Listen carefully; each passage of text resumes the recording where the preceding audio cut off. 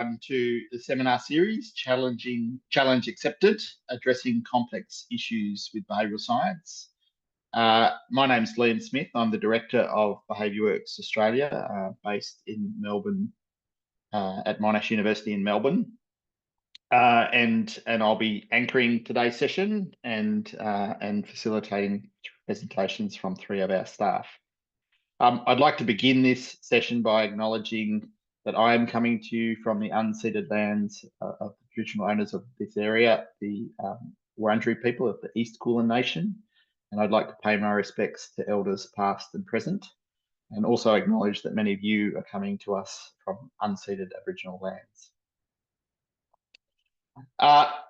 Many of you would have received a prompt asking, and that it's okay that we're recording this in this webinar series. I trust that's all okay, and by virtue of the fact you're with us, I assume that means you have accepted it, and we hope to make versions or parts of this available post this event. I will share my screen now, just so that we can go into the presentations. I trust that can be seen. So just a few things to go through before we get started. I guess the first thing is just to talk a little bit about Behavioural Australia. Behavioural Australia is a team of about 25 PhD qualified staff based at Monash University. We work a lot with partners on projects where behavioural science and its application can help solve particularly public policy problems. We were founded in 2011, and over the past 14 years, nearly 15, we have done close to or over 700 projects. Essentially, what we believe is that behavioural science and its application and behaviour change, which is, I guess, the result of its application, can lead to outcomes that help to create a thriving and sustainable world, a better place. And we're very much guided. Our North Star is the Sustainable Development Goals, which probably many of you are familiar with, but are really just a roadmap for what is right and fair in the world. In terms of how we go about doing our work, we have a methodology. It's called the Behaviour Method. I'm not going to explain this in any detail at the moment because we've got a bit to get through, but I will talk about the three main phases. The first is around exploring and understanding problems, and then identifying particular behaviours that we think might help solve those problems. And then we have a deep dive phase, which is really about understanding behaviours of interest and working out how we might, why people are doing them and how we might change them. And then an application phase where we're really interested in applying interventions and testing and seeing if they work. For those interested in learning more about our method, we did release a book about a year ago, and really it's available at all good bookstores. So moving on to about today's webinar. Today's webinar is really highlighting some projects that we have led that are, I guess, behaviour changes that exist in complex systems. It's not about changing those systems. We will move a little bit more into some of the thinking around how behavioural science can drive more systemic or transitional change. But for this one, it's more just about saying how behavioural science can be conducted inside complex systems. And we're very lucky to have three of our presenters today present on work they've done. Breanna Wright, who I'll introduce in a minute, Mark Boulay, and Elise Lennox. And we'll do brief introductions of each of them. But I think that the common thread for this is to say they're all projects that have worked in systems that we feel are roughly right, and they don't necessarily need to change that much. Now, some may disagree, but we might argue that presentations from Breanna, which we'll see first, is in the healthcare system, particularly around how patients involved in their own care. We feel like that system of care where someone goes to a hospital or to a place for care will exist into the future, and there are behaviours that can change that make that work better. Likewise around food waste and around spinal cord injury, which are the subject of the second two. Before we hand over to Breanna, or introduce and hand over to Breanna, I would like to just point out we have a Q&A function as part of this webinar series. So you should see that down the bottom of your screens. If you click on that, you should be able to type in questions. And what we hope to do is answer those questions as we go through. So Breanna will present first. If you have any questions, put your questions for Breanna. And then when Mark is presenting, second, Breanna can answer those questions. And then likewise, when Elise is presenting, any questions for Mark, he can answer. And then we'll allow some questions at the end for Elise. So on that note, I'd like to introduce Breanna Wright. Breanna has been with Behaviour for 10 years. She is a senior research fellow and she is the co-lead of our health and social portfolio. She focuses on a number of different topics. They're listed there: health equity, patient safety, women's health, family violence, social inclusion. And of late has developed a strong passion, is working heavily in the space of reading and reading habits. So on that note, I'll hand over to Breanna. I'm going to drive your slides, Breanna, so I hope you'll turn your camera on and wave to me when you need me to flip over to the next one. But I will hand over to you now. Excellent. Thank you, Liam. If you can move on to the next slide to start with, that would be great. So the first example is, as Liam mentioned, is we're going to be talking about how behavioural science applies to healthcare and specifically to the issue of patient safety. Now, anytime you try to understand healthcare, or how patients might receive treatment for health issues, if you try to understand the system, this is the type of image that tends to come up. A really complex, complicated systems map with lots of different people, processes, often technologies thrown in there as well. And so when we had the opportunity to unpack the problem of how we could potentially improve patient safety, the first challenge we had was to understand which parts of this very complex system were the issues existing in, because it's made up of so many different people and processes and technology. And we were also particularly focused on patient safety within the hospital system. Now, I just want to hark back to Liam's framing of today's session, in that some would argue there are certainly parts of the healthcare system that don't work well and that do require change. And I think that's important to acknowledge, that whilst the overall system of people need to receive healthcare and they need to be able to access healthcare and treatment and advice is absolutely true, that doesn't always work well in the current system.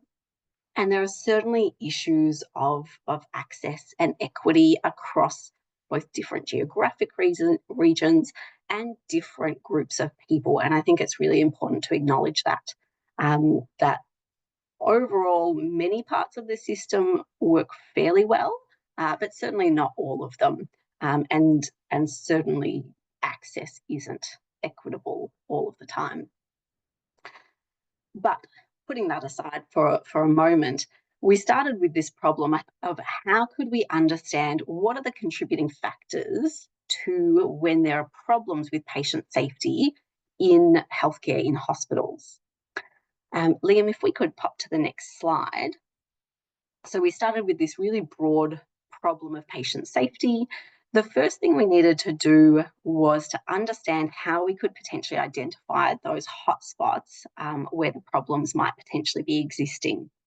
So through a series of kind of prioritization activities, which involved looking at data sets of things like complaints and medical claims of when things have gone wrong, as well as academic literature, we were able to identify 6 broad areas that seemed to, where issues related to patient safety were clustering in some way. The first of those was the governance of hospitals, so how the board of the hospital was managing and responding to patient safety concerns and issues. The second was around misdiagnosis. So this is when somebody receives an incorrect diagnosis when they first come into the hospital. It can also include receiving a delayed diagnosis, which delays their access to treatment. There's also escalation of care. This relates to when somebody might be, they're potentially in the hospital, their condition is getting worse in some way. There are some early indicators that something's not right. They're not tracking the way that we would want them to, and how that gets escalated so that their treatment is responding appropriately. The fourth one relates to patient voice. This is the inclusion of patient preferences in their care and the treatment, and also, the very basics of responding to patient questions, making sure that they understand what's happening, and making them feel safe and comfortable in hospital environments. We also had hospital transfer.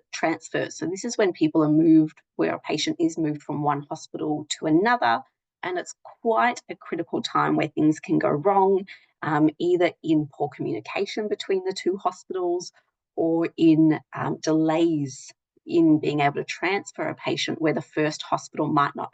They need to transfer them because they don't have the right resources to safely look after the patient. And lastly, we have informed consent, which is basically a patient understanding what they are consenting to in terms of treatment options, understanding the pros and cons of all the different treatment options, and really having a clear understanding of what they are consenting to for any treatments. So we had these big 6 kind of buckets of areas, but each of those is still really broad.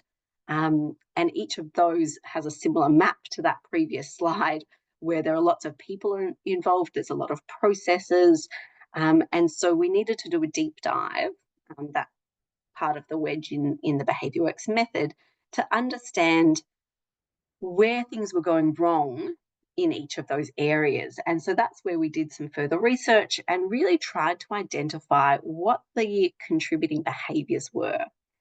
And the thing, I guess, to understand about the healthcare system is there's a lot of protocols and processes that are really clearly defined. But as one emergency doctor once described it to me, all of those clearly articulated, beautiful documents that outline how things should happen in a hospital are really kind of just held together by the good intentions of doctors who are trying to fill in the gaps where things aren't happening the way the protocol says they're meant to happen, or where gaps exist where protocols don't exist yet. And so we really, with each of these topics, tried to identify where there were gaps, where things were going wrong, and what those contributing factors were. And that led to kind of the identification of specific behaviours that people either needed to improve, needed to start a new behaviour, or needed to do something differently. And what's interesting when we kind of looked across all of the behaviours that we had identified was they were filling in those undefined gaps where the expectations of what people needed to do in any circumstance hadn't been clearly articulated in a process or a protocol. And so people were kind of left a little bit adrift in terms of the expectations and also in terms of the guidance and the backup that they might have in terms of needing to perform those behaviours. So I'll just quickly give a couple of examples of what those specific behaviours looked like across the topics. In terms of the board governance of the hospital, what we found was some board members, and this varied drastically across the different boards, especially in kind of regional and rural areas compared to metropolitan, but a lot of board members weren't comfortable asking really hard questions of, the CEO of the hospital. And so they weren't necessarily getting all of the information that they needed to make good decisions about the governance of the hospital. When it came to misdiagnosis, we realised that doctors weren't challenging some of their initial assumptions when the patients first came into the hospital. And so it was about kind of having debiasing conversations and moments of reflection that could provide that moment to kind of go, is this right, or are there other things that could be happening with this patient? For escalation of care, I'm going to use this as a bit of an example throughout. There are parts of escalation of care that are very protocolized and work really well, but there's these initial behaviours where things are unclear, and people needed to be able to practice some of those initial conversations that they needed to have. With patient voice, it was really creating an opportunity for patients to be able to record and ask the questions that they had.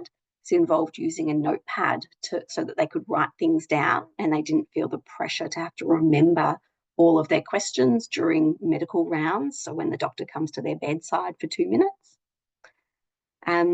We also had hospital transfers, which I mentioned as an issue, and it was really interesting that needing to kind of practice empathy and conversations around that transfer process, and understanding that not all hospitals have the same resources. And finally, regarding informed consent, the behaviour was around doctors self-reflecting on the conversations that they were having with patients and understanding if there were ways to improve, confirm patients' understanding, etc. If we could pop to the next slide, Liam. So once we had those behaviours, we needed to kind of understand what we would do to influence them. To do this, we looked at academic evidence. We also spoke to a lot of experts, so people who are actually working on the ground, and got a lot of practical input, especially from implementation science, to understand what would work nicely and fit in between all of those protocols that do exist in hospitals. And importantly, we also talk to consumers, so patients, their families, and the general population, to understand how they experience things and what was important for them, since patient safety was at the heart of trying to improve everything throughout this project. All of that fed into a process of co-designing interventions for each of those different areas. And this slide just reflects that each of those different areas speaks to a different part of the patient journey, from when they kind of enter the hospital, they're receiving diagnosis, they may be consenting to procedures, to when they're undergoing treatment. That touches on patient voice and the escalation of care, to potentially being transferred to other hospitals, and the overarching governance. Now, there's a website that summarises all of the research we did across these projects.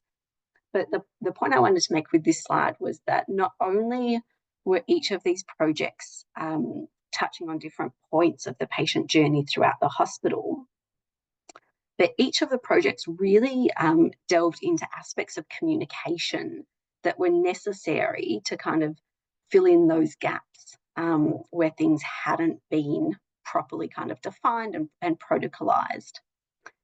If we can go to the next slide. And just to give you an example of what one of these things looks like. So in the escalation of care project, where we realized, so when a patient is potentially deteriorating, or there are signs that they're not progressing the way that the health team would want them to,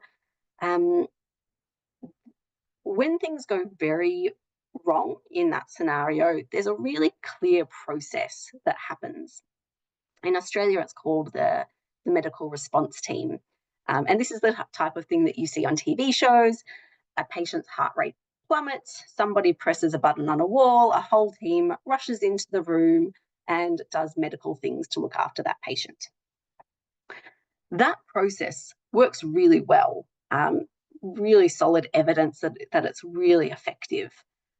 And the reason it's effective is because everybody has both a clear role and a clear goal in that room, and there are really clear expectations of what everybody's trying to achieve. So it's a really clear process. But when a patient is deteriorating or something's wrong, but it's not that dire yet, there are no clear processes and no clear expectations around what you should do. So what often happens is sometimes it's family members who might notice that something's not quite right, but it's often nurses who are looking after them who might realise that something's a bit off, but they don't always have the medical information to go to a more senior person in the hospital and say, we need to do something to this. And so what happened is, like, they're dealing with a lot of pushback from senior clinicians and doctors, and changes to patient treatment weren't happening the way they should. Digging into this problem, we realized that what people needed were kind of the conversational skills and the capability to navigate those conversations, and from both sides. So some of the nurses and some of the junior doctors needed conversational skills to clearly articulate why they were worried and why they thought something needed escalation. And there were also changes needed on the more senior side of the equation, where more kind of empathy and understanding and patience to understand those concerns was required.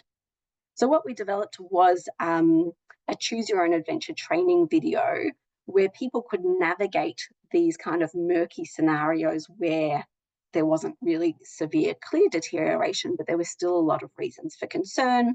And people were able to practice how they could have those conversations and the different kind of communication capabilities they could use to deal with issues like pushback or dismissal of really serious concerns. So the training resulted in increased confidence and increased capability to navigate those conversations. And on that point, I will hand back to Liam.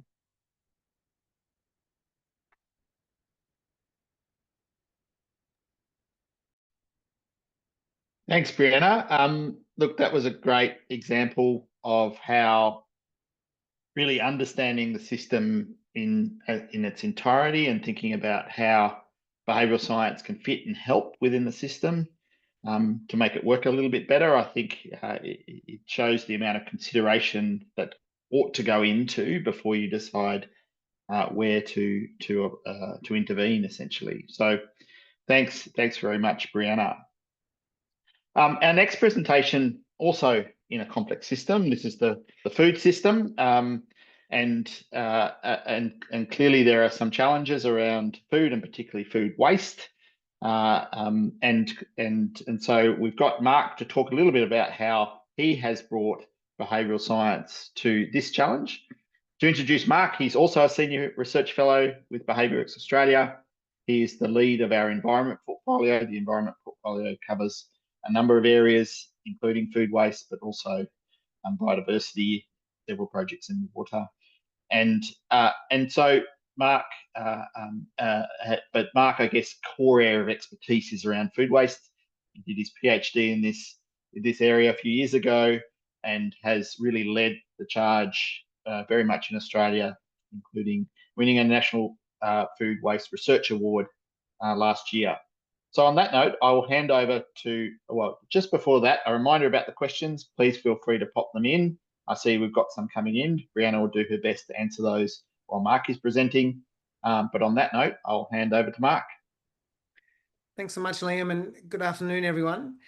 Liam, can I have the next slide? When we think about the food system and its sort of challenges of feeding a global population, a growing global population, when we think about its challenge of existing sustainably, but at the same time being highly productive, and also ensuring equal access to sufficient and nutritious food for a global population, we can see how the problem of food loss and waste throughout the system could seriously undermine those particular principles which a sustainable food system needs to have.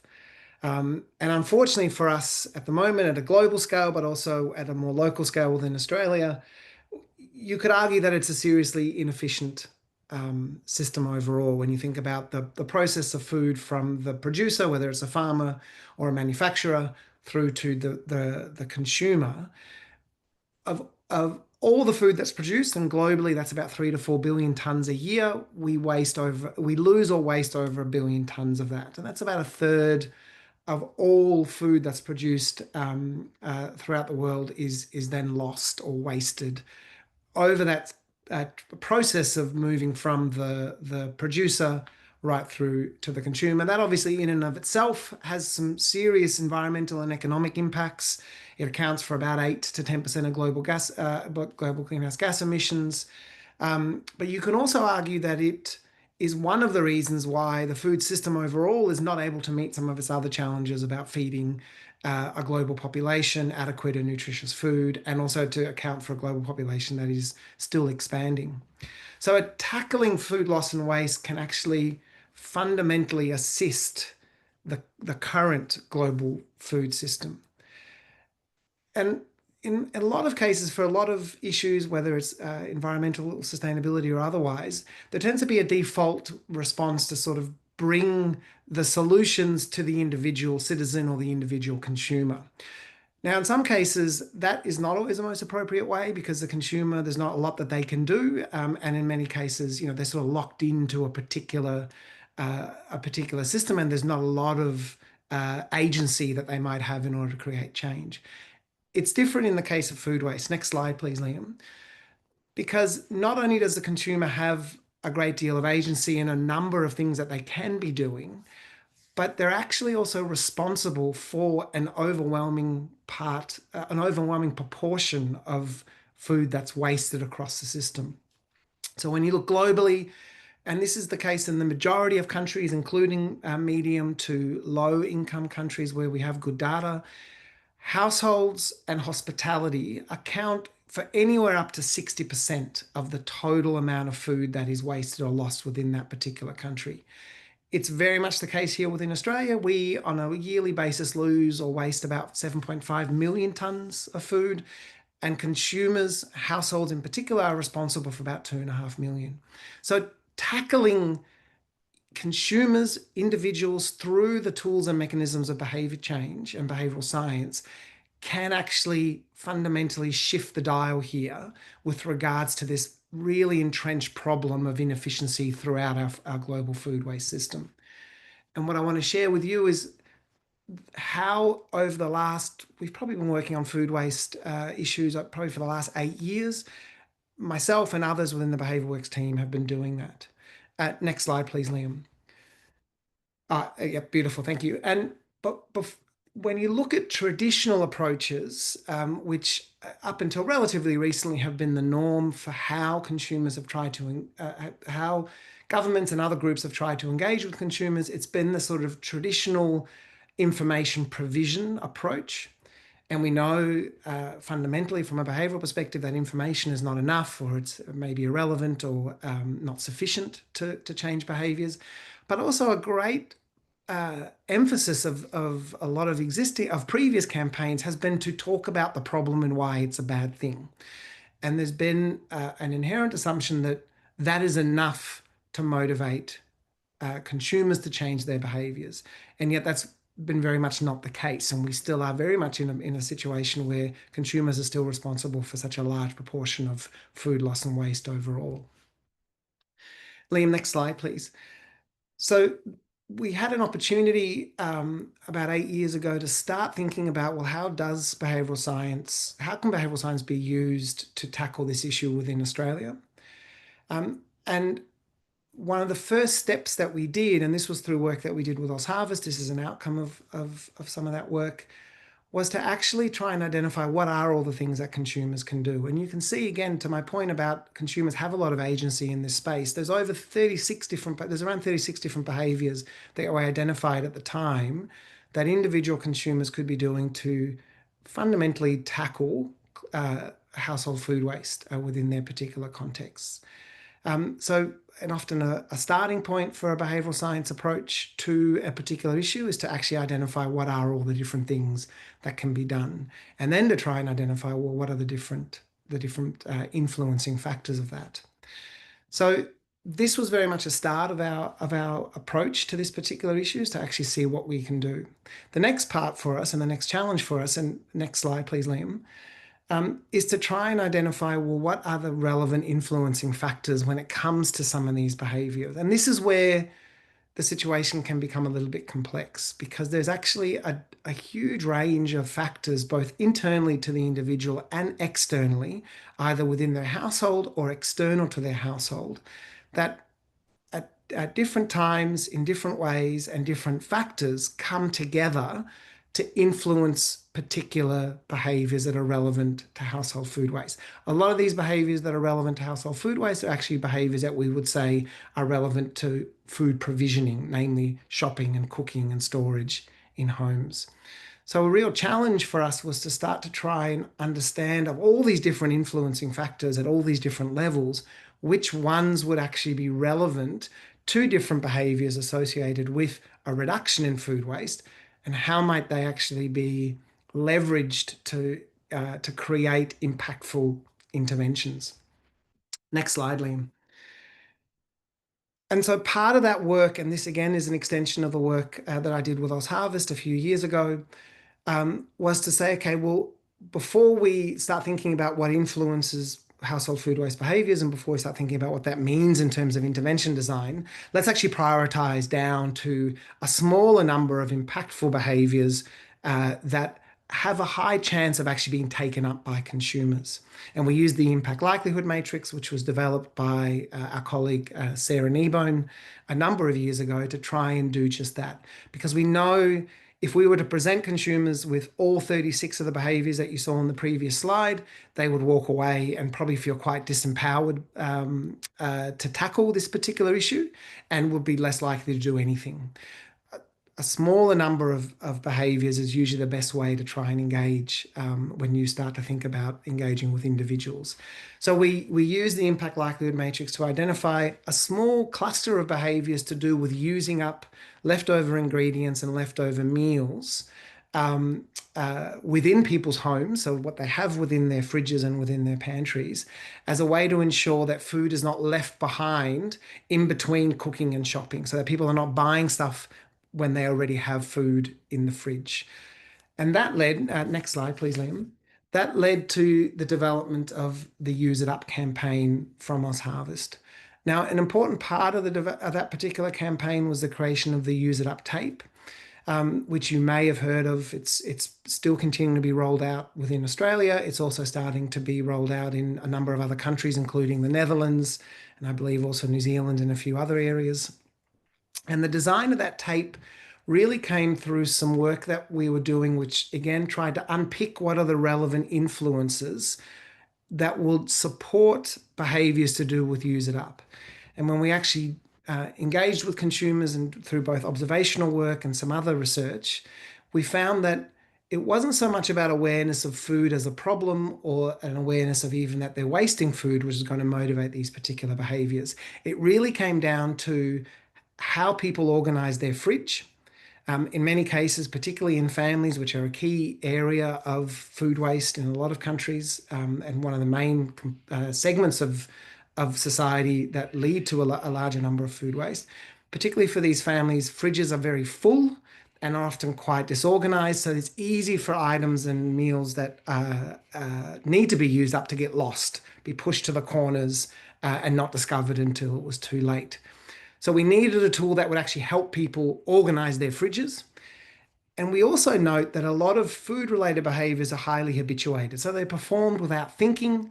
And the only time really we pay attention to them are at key moments of a day or of the week, namely when we're shopping or when we're actually cooking. So those are the times to actually prompt and remind people about ingredients that need to be used up. And so the tape served kind of that dual function. It allowed people to organize their fridges and move, remind themselves of things that needed to be used up, and in some cases actually create a Use It Up shelf where they moved items that needed to be used up and gave a little bit more order to their fridges, so these items jumped out at them as a reminder when they actually opened their fridges ready to cook a meal. Next slide, please, Liam. And when we evaluated this intervention, we found that it was actually highly successful. And those that participated in the trials, when we compared how much food they were throwing out before and after the use of the tape, on average, there was about a 40% reduction in their household food waste. And that reduction was particularly noticeable in some of the foods that are often the most wasted in countries like Australia, namely fresh fruit, fresh vegetables, bread, and dairy products. So in those particular items, we were seeing in particular there was a reduction in food waste because people were keeping a closer eye on those ingredients, were being reminded to use them at the right times, and were then actually more likely to use them as well. And next slide, please, Liam. And I should say that those particular principles of behavioral science, of starting with the behavior and then designing a campaign based on that behavior, is what we have been using also in the behavior change strategy that we more recently developed for the Great Unwaste campaign, which is a national campaign to engage households in reducing their food waste.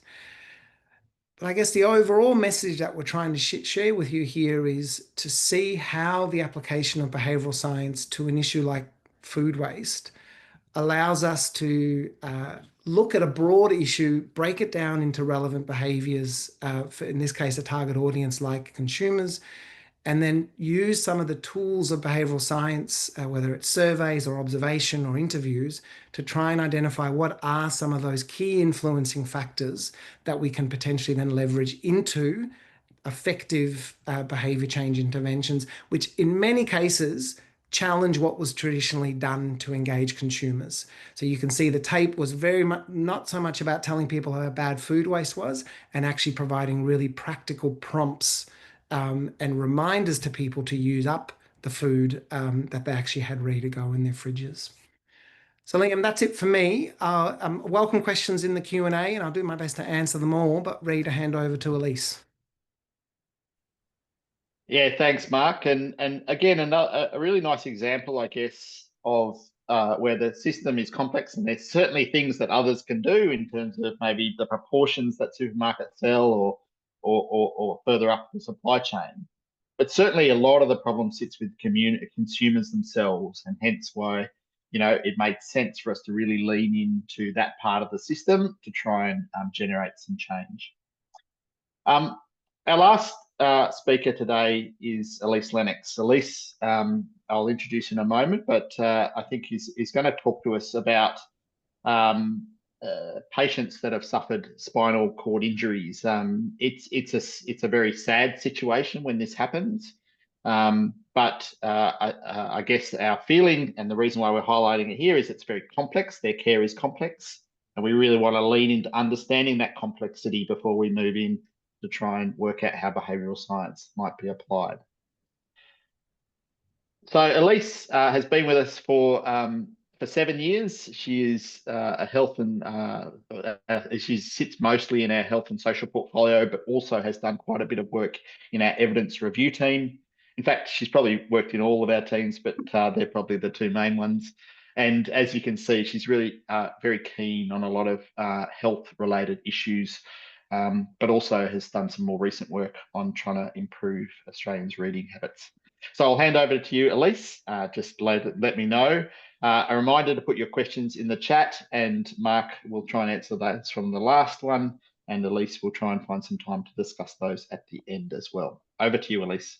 Thanks, Liam, and we can start with the next slide, and I'll just give you a bit of background about spinal cord injury. So each year in Victoria, approximately 100 people will sustain a traumatic spinal cord injury.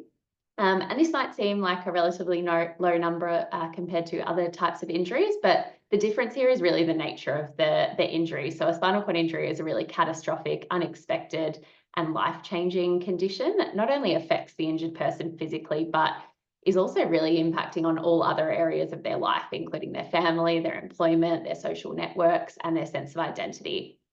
And men under 35 years of age are overrepresented in acute spinal cord injury presentations, and they're a group that are less likely to engage with health care services that are not resonating with their needs.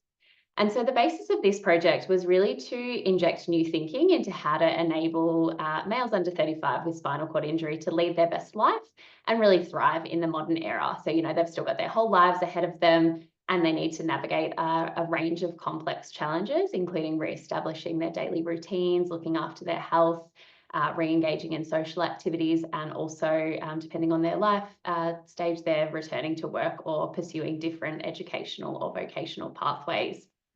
And so we really wanted to consider the life journey of a person living with spinal cord injury and think about where we could adapt current practice or introduce new interventions that engage and equip young men to thrive. So really thinking about who needs to do what differently when it comes to engaging young men with spinal cord injury. And so as you can imagine, we didn't just have one behaviour. This issue is highly complex with multiple behaviours, multiple actors. And the problem was that people were sort of tending to do the same things in this space. So we were able to take the opportunity to really zoom out on the problem and learn from other areas before zooming back in again. And this project was a collaboration between Behaviouworks, Austin Health and AQA, and was funded by the Transport Accident Commission here in Victoria. And so working in partnership with other organisations as we sort of tackled this issue also enabled people within those organisations to really engage in this process, which in itself was an intervention. So one of the lead clinicians that we worked with at Austin Health had many aha moments throughout the process and realised that he needed to do things differently, which was an outcome in itself.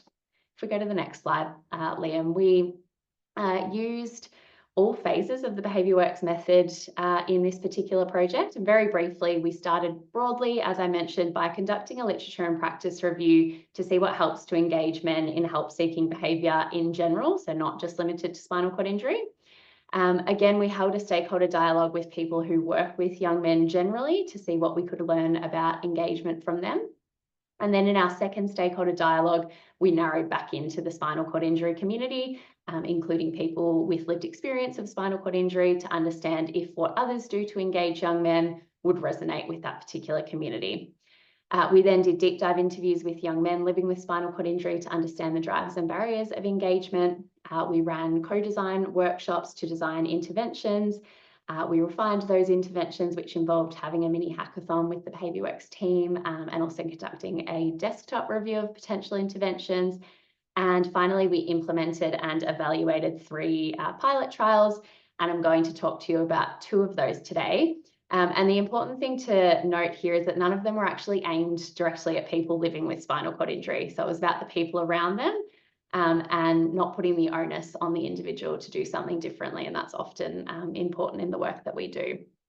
So if we go to the next slide, thanks, Liam. Our first intervention was based on some key findings from our formative work around the fact that content was being given to people living with spinal cord injury without taking the time to connect and develop a rapport with them.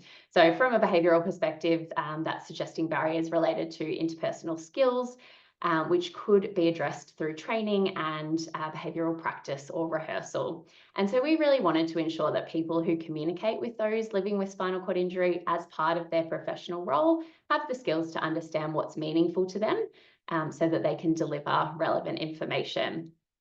If we go to the next slide, so we designed an immersive communication skills training intervention, and that was co-facilitated by a trained actor who we're lucky enough to have on staff and a writer and director with lived experience of spinal cord injury. So we ran 3 sessions. 2 of them were aimed at frontline workers, so people who are working with people with spinal cord injury on a regular basis directly. And one of the sessions was also targeted at leaders, so people who are leading or managing those who communicate directly with people with spinal cord injury. So we wanted to ensure that if we're trying to foster this mindset of taking the time to connect, that's coming from top down and bottom up. And so our workshops commenced with a series of reflective exercises in order to set the scene and normalise the experience of delivering content before taking the time to connect with people. You know, that's often normalised in people's roles. And, you know, we didn't want people to feel bad about the way that they may have been doing things. And the sessions then involved simulation exercises and opportunities for reflection and feedback. So we developed some scenarios, but we also encouraged participants to suggest their own scenarios to make the session even more meaningful and relevant, depending on challenges that they might have experienced in their work. And the sessions were really focused on this idea of connection before content. And our workshop approach was designed to provide an opportunity for people to build on their existing communication skills in a safe space, and also connect and learn from people working in different organisations and the way that they might approach things differently. So on the next slide, we have just a photo of what this looks like in practice. So standing up, we have our actor, Jeff, we have our co-facilitator, Isaac, on the left, and one of our participants, who I believe is an exercise physiologist, and they're simulating an interaction in that image. On the next slide, in terms of what we found, we had 21 participants in our pilot trial, so 15 frontline workers and 6 leaders. They were from TAC, AQA and Austin Health, so across the system. And overall, our training sessions were really well received. So 100% of respondents said they would recommend the training session to their colleagues. 1 month after the session, 78% of respondents had reported implementing the learnings from the session into their work, and 89% of respondents had spoken to a colleague about the training session. And on the next slide, some feedback. So participants thought that the session was really well facilitated. They really enjoyed the interactive nature, noting that it was engaging and well paced. And they also really emphasised the importance of us having that facilitator with lived experience of spinal cord injury, which helped make the simulations feel real and natural. The participants acknowledged the benefits that they received from participating in role play scenarios, even if they were a bit hesitant to get involved in the beginning. But they knew that, to get the benefits, they also need to participate so that they can observe others and help troubleshoot as a group. And they liked the group discussion aspects of the workshop and having a mix of people from different roles and organisations, as I mentioned, which really allowed them to hear about others' experiences. And connection before content was the key takeaway. And participants acknowledged that that can take time, but it does need to be prioritised. Moving on to our second intervention. So our formative work also found that there aren't many people living with spinal cord injury working in the hospital and rehabilitation settings, which limits opportunities for newly injured individuals to understand what might be possible for them in the future. They're in rehab for a long time. And in previous phases, we also found that there was some difficulties reported around relating to able-bodied professionals who are trying to model skills or provide support. And so here we're talking about barriers related to social influences, beliefs about capabilities. And so we tapped into modelling here to help us design our intervention. So we paired, if we go to the next slide, thanks, Liam. We paired allied health clinicians, so in this particular trial, physiotherapists and occupational therapists, with peer coaches, so people with more than 5 years lived experience of spinal cord injury. And they were currently working as peer support workers at Austin Health and AQA that undertake and train the trainer programs. And so they worked together to co-facilitate the sessions of newly injured young men at the Royal Talbot Rehabilitation Centre. And following each therapy session, they also had a 10-minute conversation to reflect on that session using a behavioural reflection tool. So this was really designed to further strengthen that partnership and also provide a formal opportunity for reflection, so allowing each member of the partnership to think about how they could work together to provide the most value to newly injured individuals, with the aim of really iteratively improving practice over time. So on the next slide, we have some of our findings. So we had 5 allied health clinicians, 3 peer coaches and 3 newly injured young men participate in this intervention. It was over quite a short time frame, so very much a pilot. But previously, peer coaches had been involved in an ad hoc way, and so this trial really added a lot of structure to that. And previously, they had basically just been involved in teaching wheelchair skills, but these sessions focused on skills such as bed mobility and strengthening, cooking, dressing, exercise and leisure pursuits, and transfers. So that range really, really broadened out. And one of the things that we found in our interviews was that the approach was well received by all types of participants. So allied health clinicians, peer coaches, and newly injured young men all received benefits. And so this quote from one of our participants on the left here, so they were skeptical in the beginning, but after they did their first 2 or 3 sessions, they could really see the value and thought the advice they offered was very useful, things that they wouldn't have thought of before. We actually heard from this participant a few months after the trial, and they actually reflected that having a peer coach involved in their sessions was one of the best things that could have happened to them. So that was really nice for us to hear. From an allied health perspective, they really appreciated the structure that was given to the previously ad hoc involvement of peer coaches in therapy sessions. And peer coaches really liked being part of that allied health team and found the role a lot more rewarding than, going up to people in their rooms and trying to start a conversation, which was the main part of their role previously.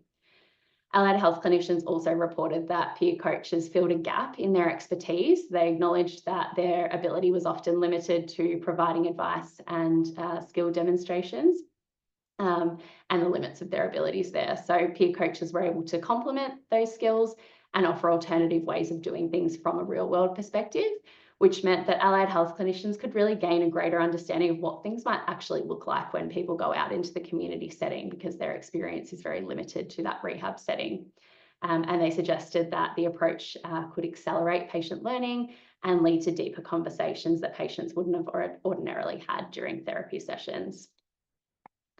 On the next slide, just a few more findings. So the collaboration was described as really equal and respectful. Peer coaches reported that allied health clinicians were really welcoming of and valued their input. And they appreciated the assistance of peer coaches with problem solving and session planning. The importance of reflection was emphasised in order to achieve the best outcomes for the patients, and the simple reflection tool helped to facilitate that structured reflection and identify areas for improvement. And finally, there was a desire expressed to expand the partnerships approach. So this allied health clinician said that it's made them think that probably most interventions, all the sessions that they do, having a peer coach to guide or comment in some capacity would be helpful. So we're currently running a larger intervention of this, a larger trial of this intervention with expanded to all ages, all genders and more disciplines over the course of a year, which is very exciting for us. But if we go to the last slide to conclude, we've done some really great things, but this is really only the beginning, and these pilot projects are only a few events in what is a really complex system of care and engagement. So we're really only addressing the tip of the iceberg in terms of what we actually found in our formative work. So we're discussing the development of a longer term strategy that really encompasses the principles reinforced and learned throughout this process, which could help to support sustainable change across the system over time. And so further investment is required to keep this momentum going and fully realise a better way of working with and engaging with people with spinal cord injury to enable them to lead their best life. And on the next slide, I know I've very quickly glossed over a lot of stuff today, but if you're interested in learning more, then please get in touch with me. I'd love to talk more about it. But we've also got a lot of information on our website, so you can download our report and infographics using this QR code. Thanks, Liam.